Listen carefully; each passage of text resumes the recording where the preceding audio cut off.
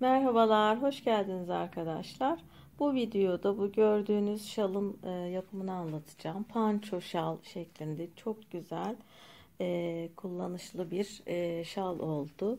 Şöyle göstereyim. Tamamen düz örgüyle ördüm. Şöyle bakın, kumaş gibi çok güzel bir dokusu oluştu.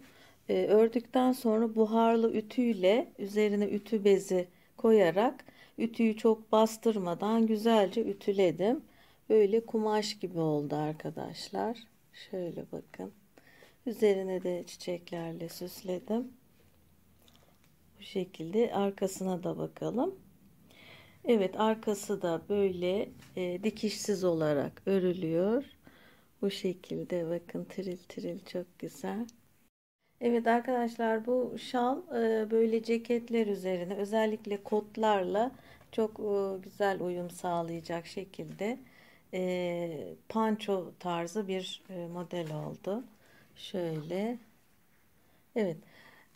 Bu şal için yaklaşık 3,5 yumak kadar, püsküller dahil, yumak gitti arkadaşlar. Örülüşü oldukça kolay ve kısa sürede biten bir şal modeli. Şimdi yapılışına geçelim. Evet arkadaşlar, şalımızın örgüsüne başlayalım. Kullandığım iplik bu iplik Alize midi. Böyle bir tık kalın bir iplik. Şöyle söyleyeyim. Uzunluğu kaç metre? Evet. 100 gramı 170 metre uzunluğunda bir iplik kullanıyorum. Yani aşağı yukarı bu metrajda bir iplik kullanırsanız, 100 gramı bu metraja yakın bir iplik kullanırsanız bu kalınlıkta demektir. %25 yünlü bir iplik Alize Süperlana midi. Bu iplikle daha önce bir ceket örmüştüm arkadaşlar. Tığ işi bir ceket. Şimdi ona bakalım. Evet arkadaşlar, bahsettiğim ceket bu. Böyle özellikle kot giysilerle çok güzel, böyle kombin yapılabilecek şekilde bir ceket oldu. Çok sevdiğim birine yine hediye ettiğim için elimde yok şu an. O yüzden fotoğraf üzerinden gösteriyorum. Güle güle giysin inşallah. Evet, bu ceketin yapım videosu var kanalımda. Onun da linkini açıklama kısmına bırakıyorum. Dilerseniz oradan bakarak ceketi örebilirsiniz. Evet, kullandığım şişlerde böyle 7 milimetre şiş kullanıyorum. Evet, şimdi örgümüze başlayalım. Evet, şimdi şalımıza başlayalım arkadaşlar. Evet.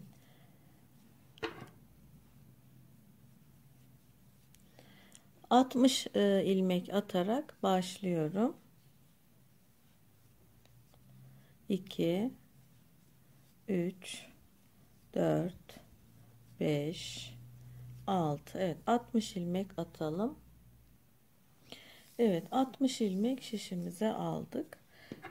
Düz örgü örüyoruz arkadaşlar. Evet, dümdüz örelim.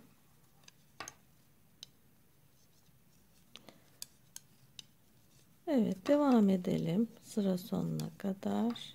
Evet, sıra sonuna geldim.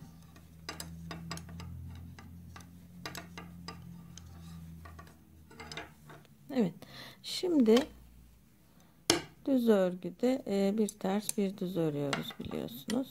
Evet, şimdi kenarlarda şu başlangıç ve bitiş kenarlarına tığ işiyle bir çalışma yapacağım.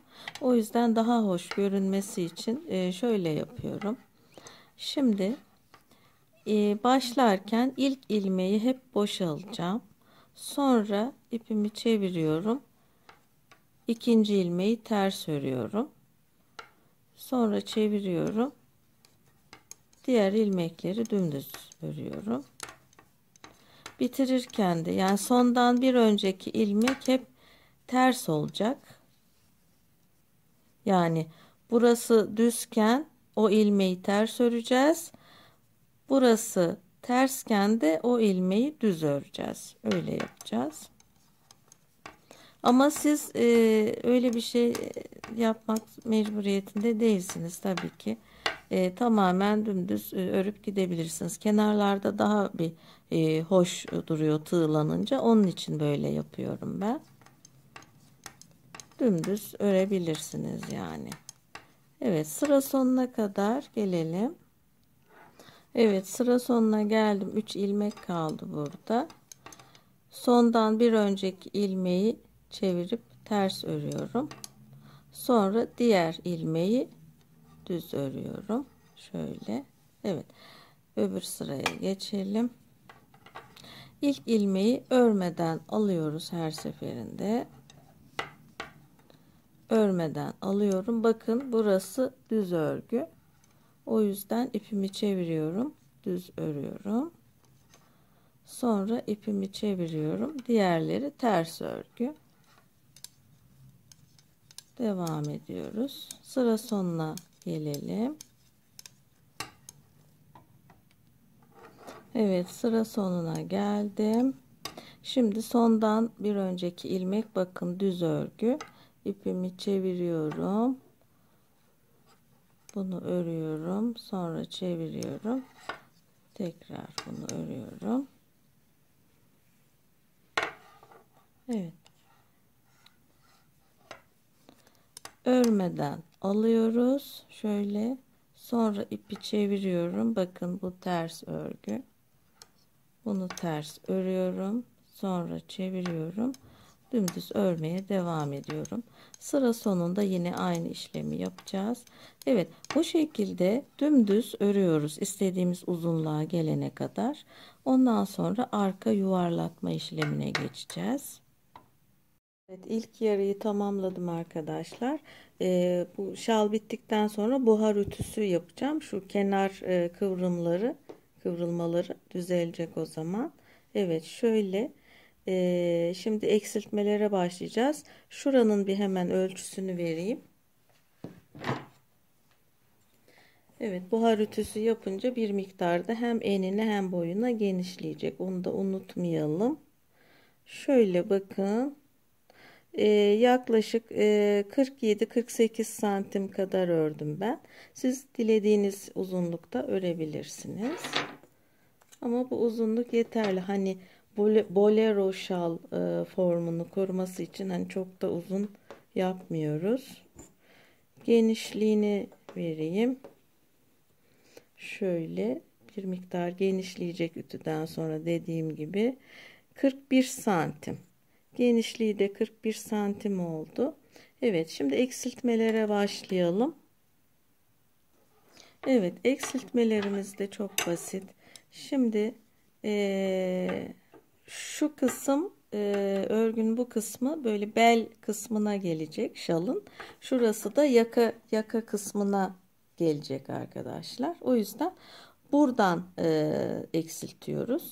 Şimdi her sıra sonunda iki ilmek burada bırakarak örmeden geleceğiz. Böyle 2 azala devam edecek. Şimdi başlayalım şuradan. Evet. İlk ilmeği örmeden alıyorum. İkinciyi ters örüyorum. Düz devam ediyoruz örgüye. Evet. Sıra 2 ilmek kalana kadar burada örmeye devam edelim. Evet, sıra sonuna geldim arkadaşlar. Evet, bakın 2 ilmeği bıraktım. Geri dönüyorum. Bu şekilde arka kısım yuvarlanıyor. Evet, ilk ilmeği örmeden alıyorum. Devam ediyorum örmeye. Evet, sıra sonuna kadar gelelim. Evet, sıra sonuna geliyorum. Burayı dümdüz normal şekilde örüyoruz. Eksiltmeyi tek taraftan yapıyoruz. Evet, bu ilmeği ters örüp içten örüyorum. Evet. Şimdi Evet, ilmeği örmeden alıyorum. Tersten örüyorum ikinci ilmeği. Sonra düz devam ediyorum. Evet, burada herhangi bir artırım, eksiltme yapmıyoruz bu bölümde. Sadece bu kısımda yapıyoruz. Evet, yine buraya kadar gelelim. Evet, sıra sonuna geliyoruz. Eksiltme yaptığım tarafa. Şöyle bakın. Daha önce 2 ilmek eksiltmiştim. Şimdi bir 2 ilmek daha eksiltiyorum. Şöyle bakın. Dönüyorum. Yani 2 ilmeği örmeden dönüyorum. Burada 4 ilmeğimiz oldu. Evet. İlk ilmeği örmeden alıyoruz ve örmeye devam ediyoruz. Evet. Arkadaşlar böyle şişteki ilmekleri böyle 2 2 2 bu taraftan örmeden bu şekilde devam edelim. Evet arkadaşlar, şalın arka kısmının yuvarlatma işleminin ilk yarısını tamamladım bu şekilde. Şöyle bakın, şişte göstereyim. Şöyle gide gele buradan 2 2 bırakıp döndüğümüz, böyle 2 ilmek bırakıp döndüğümüz sırayı tamamladık. En sonda 4 tane ilmeğim kaldı. Yani en son şu 2 ilmeği bıraktım, geri döndüm o şekilde. Şimdi de tersi işlem uygulayacağız. Buradan 4 ilmeği örerken buradan 2 ilmek alacağız, geri döneceğiz. Sonra tekrar buradan öreceğiz. Bu sefer şu 2 ilmeği de alıp geri döneceğiz. Sonra tekrar başlayacağız. Buradan bu ilmekleri örüp şu 2 ilmeği de alıp geri döneceğiz. Yani ilk aşamada yaptığımızın tam tersini, simetriğini yapacağız arkadaşlar. Şimdi başlayalım. Evet, şimdi başlayalım. İlk ilmeğimizi düz örüyoruz. Pardon. İlk ilmeği örmeden alıyoruz. Çeviriyoruz. Bunu tersten örüyoruz. Kenar kıvrılmasın diye. Evet. Şimdi 2 ilmeğimizi ördük. Yani geride kalmış olan 4 ilmeği örmüş olduk. Şimdi en son bıraktığımız 2 ilmeği örüyoruz. 1 2 ve geri dönüyoruz.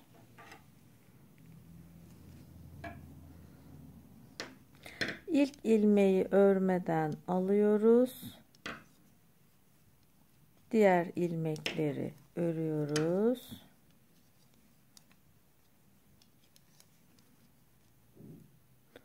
Şu ilmeği düz öreceğiz. Sondan bir öncekini. Bunu ters. Evet. Şimdi bu kez evet, ilk ilmeği örmeden alıyoruz. Bu ilmeği ters örüyoruz.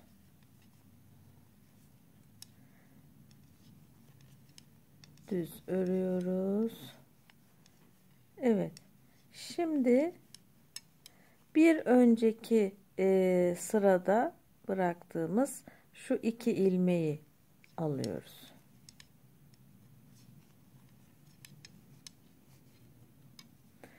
Dönüyoruz.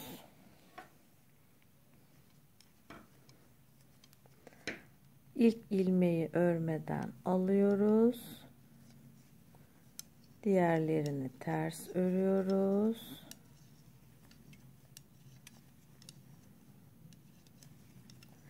Evet, sondan bir önceki ilmeği düz örüyoruz. Sonuncu ilmeği ters örüyoruz. Şimdi dönüyoruz. Yine ilk ilmeği örmeden alalım. İkinci ilmeği tersten örelim. Diğer ilmekleri düz. Evet. Şimdi şu 2 ilmeği örüyoruz. Dönüyoruz. İlk ilmeği örmeden alıyoruz. Aynı şekilde böyle devam ede bütün ilmekleri yine toparlayacağız. Evet, bunu düz örüyorum. Bir çevirdim ters. Evet, bu şekilde arkadaşlar her sırada buraya gelirken şu 2 ilmeği alacağım, tekrar geri döneceğim, tekrar bu tarafa örüp bu sefer şu 2 ilmeği alacağım, döneceğim ta ki şu en sonuncu ilmeği alıp dönene kadar. Yuvarlağımızın ikinci yarısını tamamlamış olacağız o zaman. Ondan sonra aynen şurada ördüğümüz gibi dümdüz örüp gideceğiz. Şalımız tamamlanmış olacak. Evet, şu ilmekleri tamamlayalım gösterdiğim şekilde. Evet arkadaşlar, bakın yuvarlak bölüm tamamlanıyor. Şöyle ütülenince daha yuvarlak görünecek, böyle içe kıvrılıyor. Şu kısmı yaptık şöyle. Sonra buradan da bu şekilde geldik. Sondan şöyle gördüğünüz gibi 2 4 ilmek kaldı. Evet. İlmekleri alarak geri dönüyorduk. Şimdi devam ediyorum. Evet, bu ilmekleri almıştım bir önceki sırada, şu 2 ilmeği. Şimdi şu 2 ilmeği alıyorum. Geriye 2 ilmek kaldı. Dönüyorum. İlk ilmeği örmeden alıyorum. Devam ediyoruz böyle.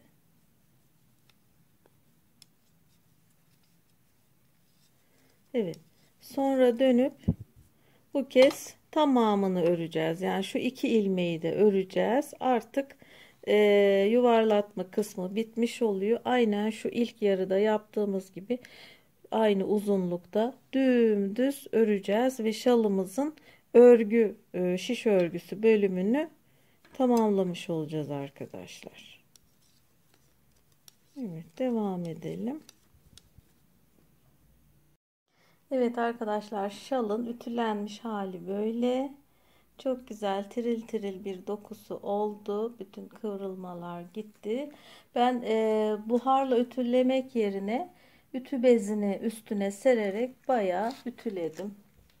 Bakın, çok güzel bir doku oluştu. Ütü alan bir ipmiş kullandığım. Evet, bu şekilde tiril tiril güzel bir görüntüsü oldu. Evet, şimdi şu kenar kısımlarını tığlayacağız. O işleme başlayalım. Arkadaşlar, şimdi şalın uç kısımlarına, her iki uç kısmına püskül yapacağız. Bunun için püskül yuvası yapıyorum önce tığla.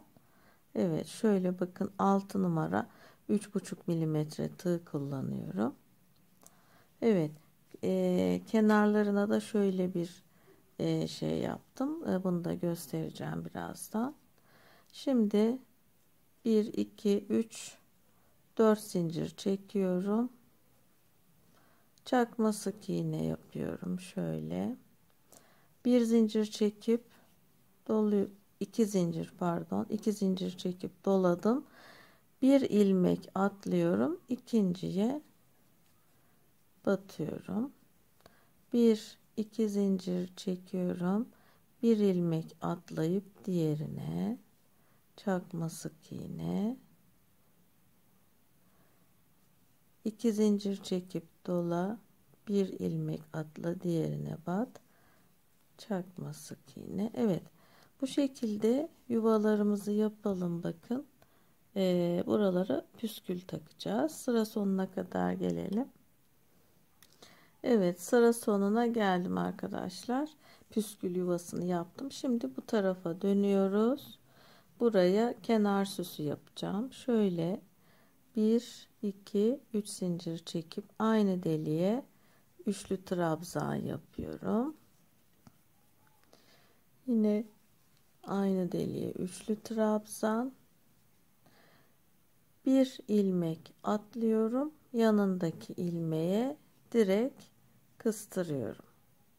Yine 1 2 3 zincir, aynı yere batıyorum, üçlü trabzan, aynı yere batıyorum, üçlü trabzan, bir ilmek atlayıp diğerine kıstırıyorum. Evet, diğer kenarlara da, yani uç kısım haricindeki yerlere de bu süslememizi yapıyoruz. Evet, devam edelim. Arkadaşlar, şalımızın kenar oyaları şöyle, her iki kenarının oyaları ve püskülleri böyle oldu. Şöyle. Evet, şimdi püskül nasıl yaptığımı göstereyim. Zaten oldukça kolay bir şey, biliyorsunuz. Şöyle bir minik deftere sarıyorum. İstediğiniz uzunlukta yapabilirsiniz püskülü. Şöyle sarıp uç kısmından kesip şuradan kesip bu şekilde hazırlıyorum. Sonra buradan 5 parça iplik alacağım. Siz istediğiniz kalınlıkta yapabilirsiniz. 1 2 3 4 5. Evet. Şöyle.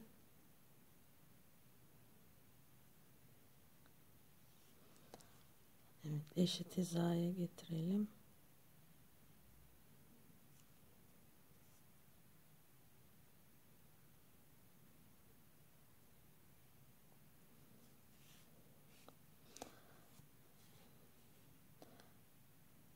Evet. Sonra uçlarından düzeltme yapacağım. Şöyle ortaladım. Tığımla şu deliğe şuradan geçirdim. Burası ön yüz. Tığımı şu alttan geçirdim. Şöyle çıkardım. Sonra bunu içinden geçirdim.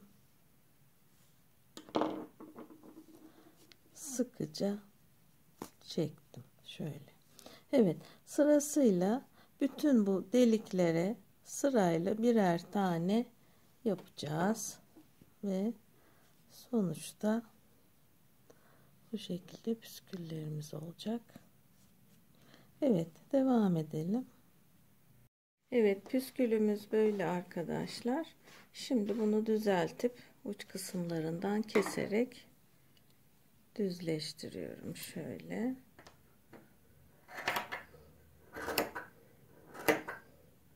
Evet, diğer tarafı da aynı bu şekilde yapalım.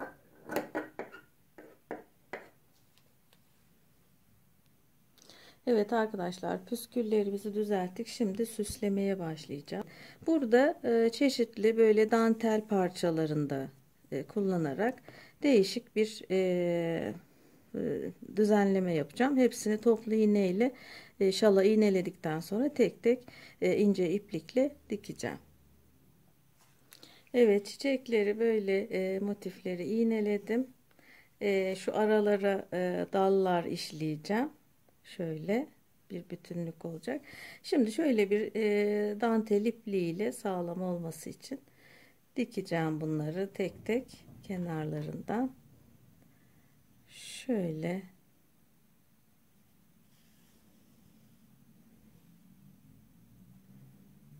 evet, şöyle ince ince dikiyoruz.